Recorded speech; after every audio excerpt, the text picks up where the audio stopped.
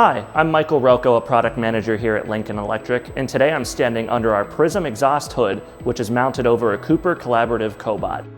These hoods are meant to be mounted over any area where welding is taking place.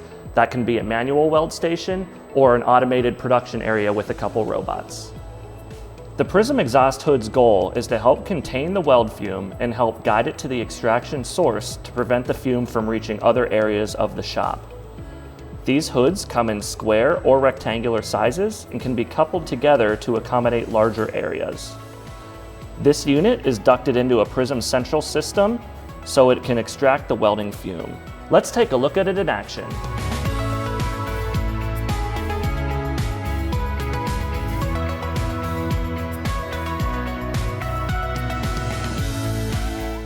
If you're interested in learning more about our Prism exhaust hoods, visit lincolnelectric.com/fume control.